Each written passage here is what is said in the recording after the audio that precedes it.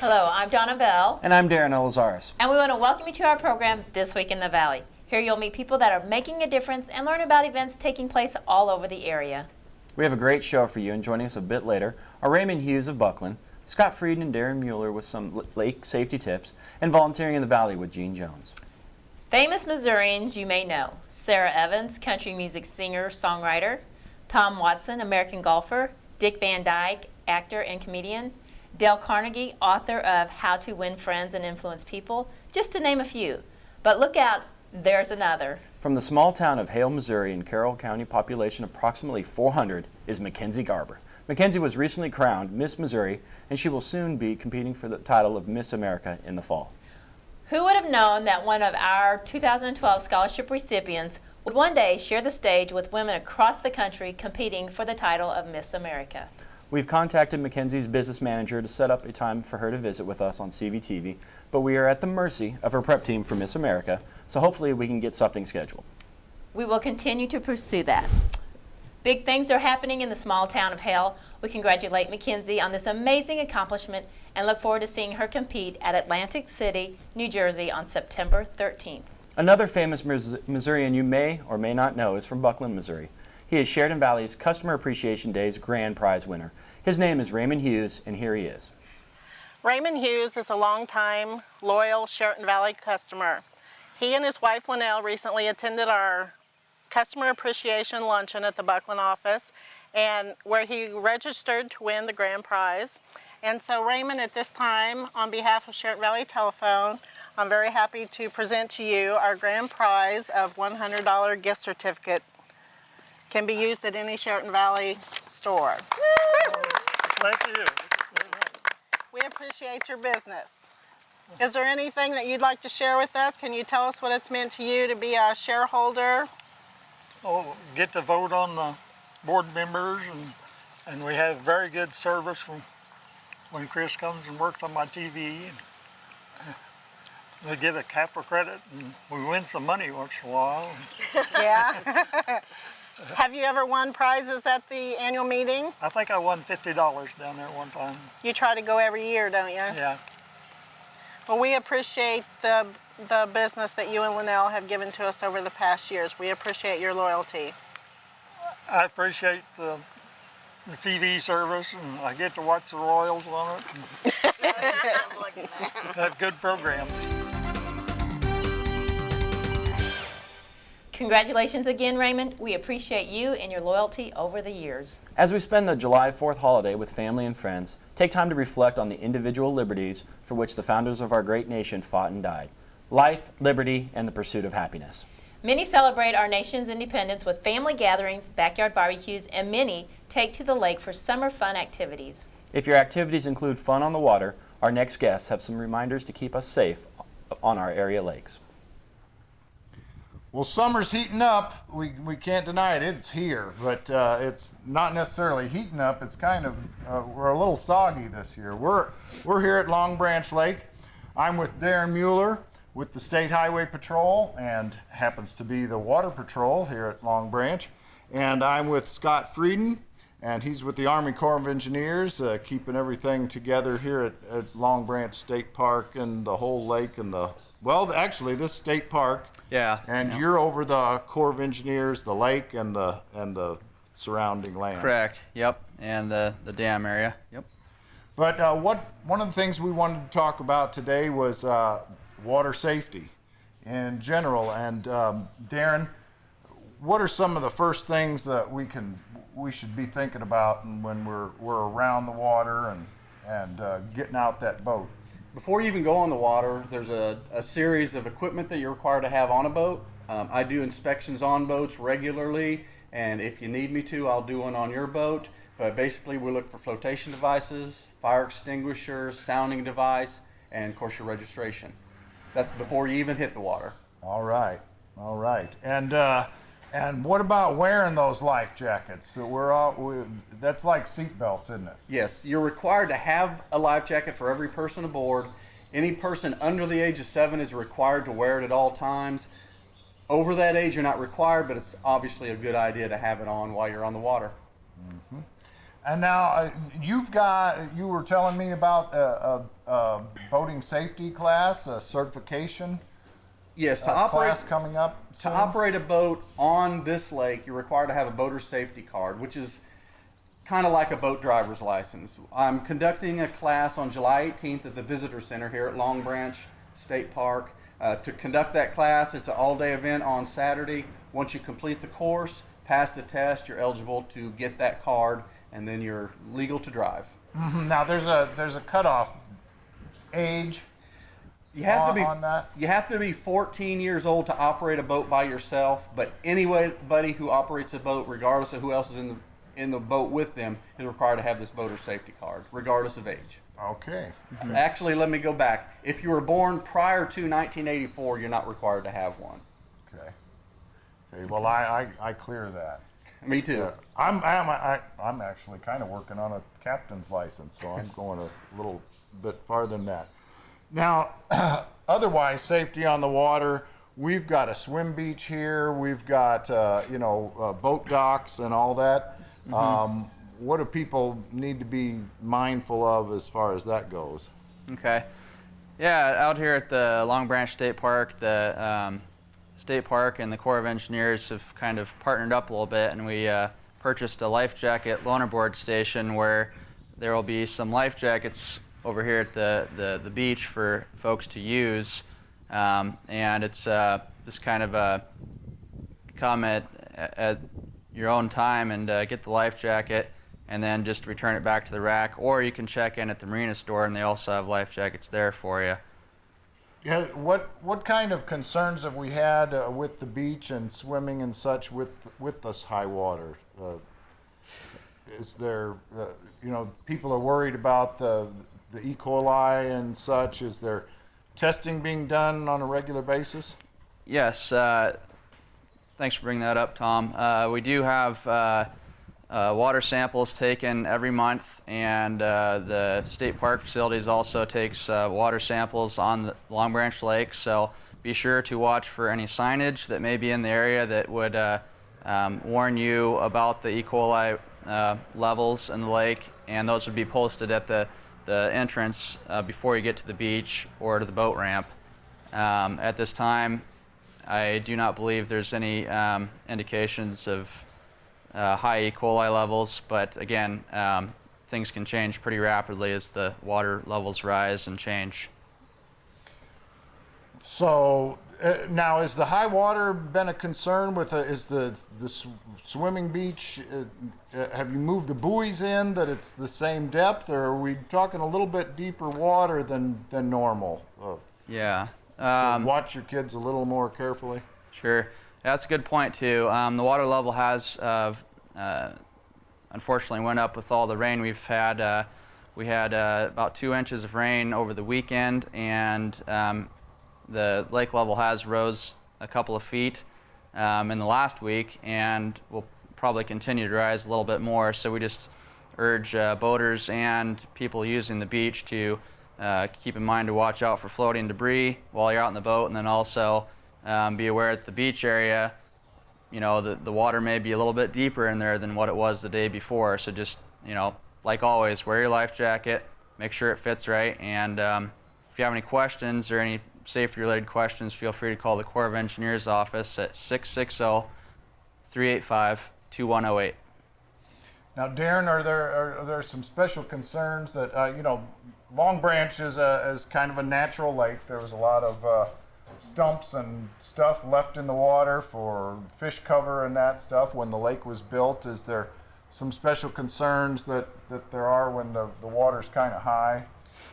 Yeah, when you're out boating? The obstacles that are visible at normal pool are going to be underwater, and they could be just a few inches underwater, and they can tear a boat up in just a second. The jetty out here that you go around after you launch your boat is just inches from being underwater, and if we get some more rain, it's going to be completely invisible for other boaters. So just be careful when you're going out there to know where they are. Stay away from the wooded areas, I'd suggest. All right. Well, I want all our CVTV viewers to have a great summer, be safe, and get out and enjoy the water and Yeah, the parks sure.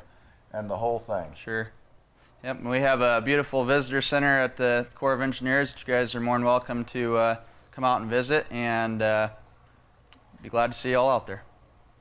Celebrate the birth of our nation with pride, but also celebrate responsibly. Use common sense and sound decisions to make this a great holiday weekend. Our final guest is no stranger to CBTV. She comes to us wanting to make a difference, and she shares with us a simple key to happiness. Hello again. We're back with volunteering in the Valley, and you know what? The sun was shining when I came in, but I won't guarantee it will be. We've all been having that kind of weather this summer.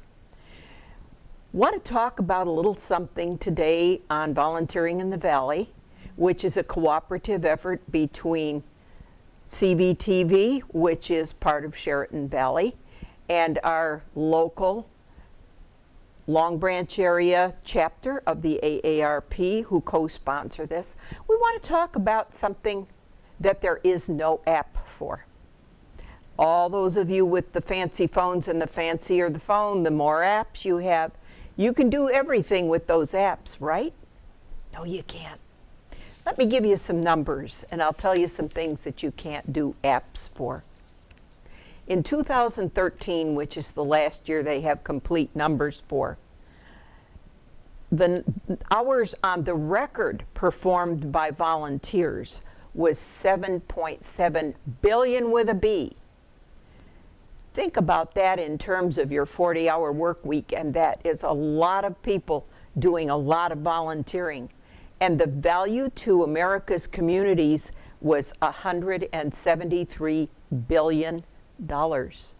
Just in Missouri alone, we had over 158 million hours donated, worth over $3.3 billion. What would happen to our less fortunate and our historical groups and our museums and so many other things that provide so much for our communities every day without all those volunteer hours? In hunger, we rank 6th for food insecurity in the country. There's lots of folks who maybe aren't starving, but they aren't real secure about where tomorrow's groceries or next week's meals are going to come from. The Missouri poverty level is at 15.5%. That is 15% of our population is trying to live on an income below the national poverty level. And of our seniors, 31, almost 32% reported having less than $10,000 a year of income. Try surviving on that. Not living, just surviving. You know, when we start thinking about those volunteer hours and how they came to be, you may say, but I don't really belong to any groups. I'm working lots of hours. All my time is taken up by my children's or grandchildren's activities. You know, how am I supposed to do this? Well, one suggestion is you love to spend time with your families and share activities with them. Share a volunteer activity. Get the whole family involved. Look around you in your community. There are plenty of things that you can do for your neighbors, your friends, that don't involve being part of an organized group. Look at your neighbors and do their lawns need work? Do their gutters need cleaned? These may be older people who are no longer able to get up on that ladder and clean those gutters.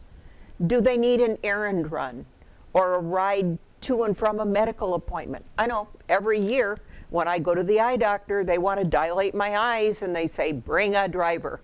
Well, you know, that's something that would only take a little bit of our time that we could do for a friend or a neighbor or even another family member. Do you know someone who works a lot of hours and sometimes has to work holidays? Daycares aren't always open on holidays. In fact, generally they're not.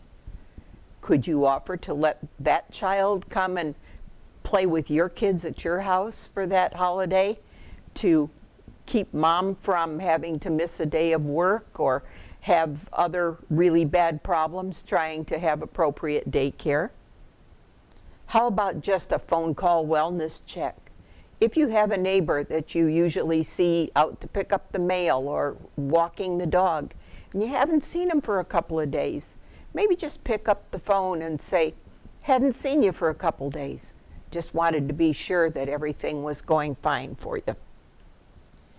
You can go to your local school. They will direct you to after-school activity programs and things like scouting. 4-H is always looking for leaders and other helpers. Or maybe you'd rather do something like delivering a meal for Meals on Wheels or our local Agape Cafe. There's so much that you can do, and it takes so little. Think about that person sitting at home, unable to get out, no longer able to really fix themselves a hot, balanced meal. And on top of that, you might be the only human contact that person has that day. And when you come to that door with your smile and your fresh hot meal, do you know what that means? I know what it would mean if it was me at home alone. How about signing up to read to preschoolers in a daycare center? We've got a little story about that in our community. There's a group called Reading Buddies, and they go around to daycare centers and they read to these preschoolers. And you know who these people are? They are residents of one of our local nursing homes. So the next time you start thinking, I can't volunteer, I don't have anything to offer, I'm not able to get out and do that. Can you imagine the satisfaction that it gives those folks to come out and be part of the community, be part of life, enjoy those children? You know what? There is no app for that. Nobody can take the place of that nursing home resident who reads to that child. Nobody can take the place of the volunteer who delivers that meal. There is no app on your telephone. There is nothing on your computer. You can't be reduced to a little bit of computer code and sent out there to take care of these things in the community. Now let's think back and kind of go tech again. I hear all the young people talking about taking selfies. We're holding out our cell phone and we're taking a picture of ourselves doing all kinds of things in all kinds of places. Some of them very nice and some of them really not so flattering. I wouldn't want my selfie like that. But put yourself in one of those selfies. Picture yourself as the person who's at the door handing that hot meal and visiting with the homebound person who's receiving it. Picture yourself with that toddler sitting beside you, gazing up at you with only the look that a young child can give, full of trust, full of wonder. Now there's a selfie. But there is no app for that. My mother referred to it as being good for nothing. I like to think of it as being good for everything and everybody and our entire community. You know the long list of things that are going to follow on your screen. You know about the Historical Society and the county fair where they need judges for the exhibits. You know about the Scouts. You know about the community daycare center. You know about all of the other activities like the Agape Cafe, our senior center, our Boy Scouts, our Girl Scouts. You can find a place. It may just be helping out your neighbor, or it may be becoming a leader in an organized program for youth. Maybe going and judging that exhibit that they have, maybe one of a kind or two of a kind. Lots of those young 4-Hers like to kind of branch out. They may do an electrical project or a construction project. It's not all beef and sewing and baking pies anymore. Think about it. Look in your heart But just remember, nobody can replace you out there on the lines volunteering. There is no app for that. Thank you.